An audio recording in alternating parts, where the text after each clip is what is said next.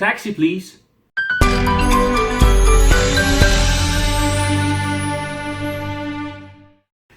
Hello and welcome, dear skilled modelers, to my small hobby YouTube channel. My name is Tomo, and today we're going to be looking at a taxi. More specifically, the FX4 London Taxi. The kit that I'm referring to is the Revell London Taxi. This thing. This is the model that Revell made back in 2011.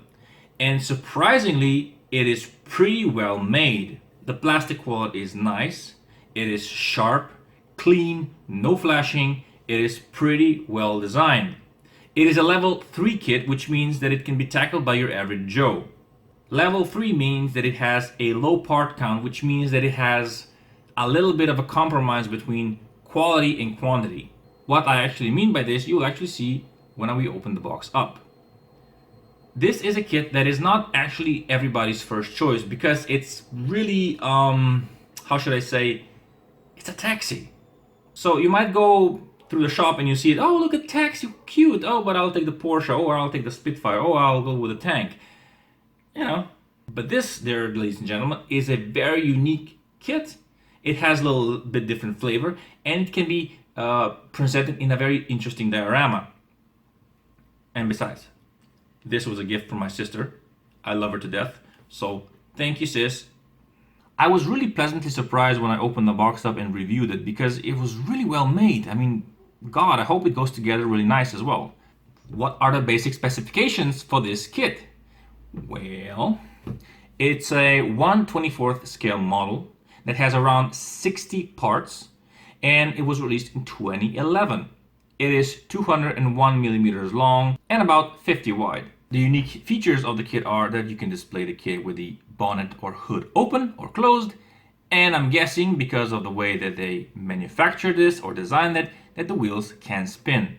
The decals on the kit are pristine and well printed, and the instruction manual is basic black and white. So let's look in the history of the car and then into the box.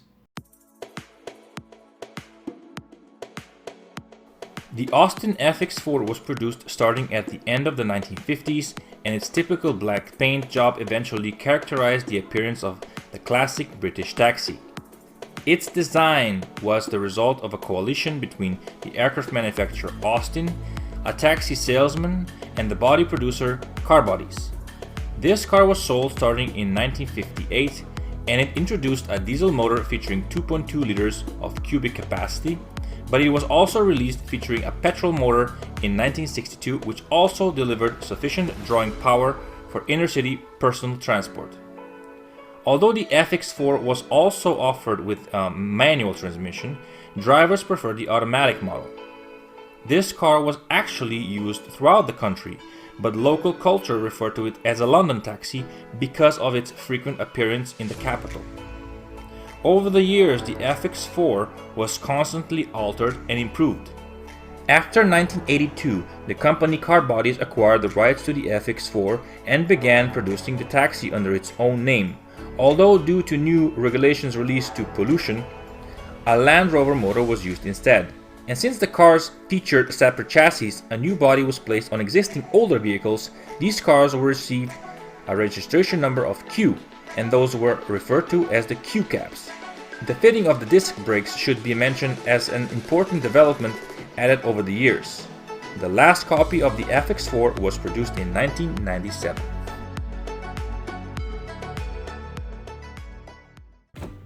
Okay boys, so this is the box itself. Let us just look at it from the front. It is just a beautiful box art of a London taxi cab. Here we have the specs for the paints that you would need, which is actually a cool thing. I like this, that you know, when you're buying a model, that you can just look up what paints you really need. Of course they're Revell, but you know, you can find their equivalents, and then you have some shots of the actual model, how it is supposed to look like once it's done. So it's like this, and it's like this, and then on the back just some more advertising. So let's open it up, shall we? So when you open this box up, you get basically a bunch of stuff. Now let's go through them individually. The body of the cab is one solid piece of plastic goodness. It is just, you know, a body. It's pretty sturdy, rigid, thick plastic, nice and shiny. You could kind of get away with not painting it, although you do have some, you know, unfortunate things like here, where you have to sand it down if you want to make this pretty smooth.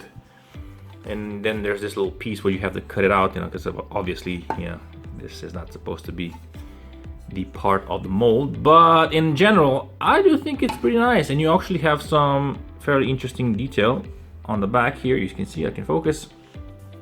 So you see this little signage here, the name, and then, you know, it's pretty cool. Okay, let's go to see the other parts.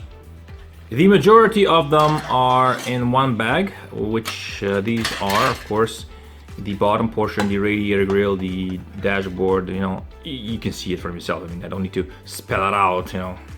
You guys have eyes. But they are a very nicely molded pieces. I mean, this is a Revell kit.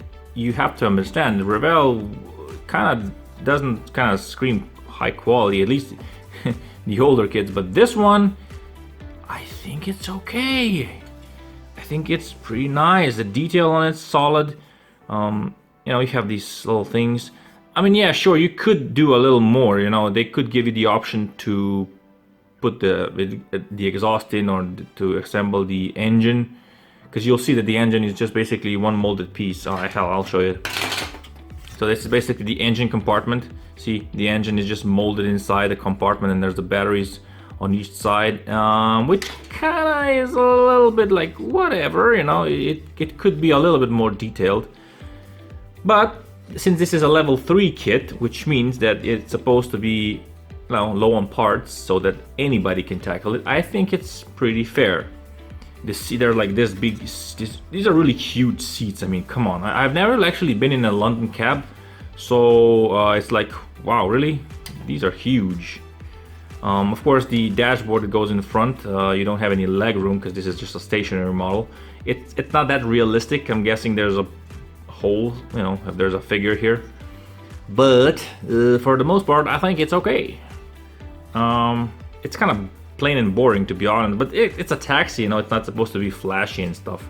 And then you have these little upper seat thingies that's supposed to, I don't know, maybe they go on here and on this side, so you kind of have more space. You can hold more people, I guess. So yeah, those are the two sprues, you know, gray sprues. Okay, the last black sprue is, of course, the bonnet or the hood, and the wheels, and some, oh, this is where the taxi cab light is on the roof. Pretty nice, pretty good. And it's yeah, I mean, like I said, on the body, you could kind of get away with not painting it, but you know, there are certain little spots and blemishes that you will just kind of have to get out, because like here on the hood, for instance, you can see this little wavy line that is probably a part of the molding process. That kind of plastic that kind of, I think this part might have set earlier than this part, and then it kind of created this little edge. So yeah, there are certain minor things that you have to fix. And then of course we come to the wheels. So these are the 4 tires that come with the kit, and they are actually very good. I mean, wow, they're not bent, they're not like twisted or you know, distorted. They're really good. I mean, I'm really surprised that, at this quality. I mean, look at that, even the thread. Okay, come on. See, look at that. Pretty nice, look at that. And you got all this little information on the side of the tire. You can kind of put some, you know, dust effect on the tire, so you know this little thing pops out. Yeah, that's really nice, and it's like a very beefy tire. And you get 4 of them, of course. And you get some vinyl tubing for, I think it's for the engine compartment. And of course you get the all-important poly caps, because on this model the tires spin. I think that's very cool. And they give you this little shaft on which the back wheels rest, and then the poly cap goes through and then kind of secures on. And I think that's a very cool thing. And then you have these 2 little pins on the front, 2 steel pins, actually aluminum pins, that secure the front 2 tires on the hubs. So here are the chrome parts that go on the car, and this is always where a lot of manufacturers fail, in my opinion, and Revell is no exception. These are okay-ish, but they could be better. I mean, they gave you the option not to chrome paint the parts, because, you know, finding the correct chrome paint is a bit of a hassle. And the finish that you get with the painted, already pre-painted parts from the factory is pretty much more shiny than what you would get if you would buy your own chrome paint, because chrome paint seems to be a very elusive thing. Although some manufacturers claim to be better at it than others, I have yet to see a very shiny chrome paint that actually looks pretty much like this, because this is really a thick coating, because you can feel it. It's like real thick. Since this is a model that I'm actually going to be building in the future, I said, well, what the hell, I'll just take them out from the bag. So here they are. Pretty nice. I mean, they're a little bit opaque, to be honest. I mean, look at that little, if you look the tire on the back, it's a little bit foggy. It's not as clear as you would hope it would be. Little things, you can see the front headlight, they have these little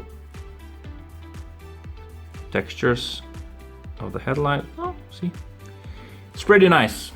All right, so the last thing that we have to look at are the decals and the instruction manual. Decals, there are not many of them, but you know, this is a taxi, but it is pretty nice. They are very well printed in Italy. I'm guessing it's by Cartograph, because they are pristine. You know, they have the sides and then the license plates and all that, and the taxi sign. They are just fantastic. Okay, the instruction manual. With this little kit, you will get this basic black and white instruction manual, which will give you the information on the car, on the front, and of course, all the other things inside. And then we go into the build area. Oh, this is not the build area. Oh, actually it is. Look at that. The wheels assembly, you see, told you, movable. And you have all the rest. This is a pretty straightforward kit. I mean, this really is not that difficult to put together, in my opinion, and probably just about anybody can tackle it. See, it's like what, 25 steps, and basically you're done, and it's really, really nice. Well, that's it. Okay, we are done. If you are one of those guys who likes to click on stuff, why don't you click on the subscribe button and subscribe to my channel? And also, you can click twice, because you can click on the bell notification icon on the corner, so you will get notified every time I upload. Thank you so very much for watching. If you have been, thank you for liking, commenting, and subscribing. And I'll see you again soon in the next one. Bye bye.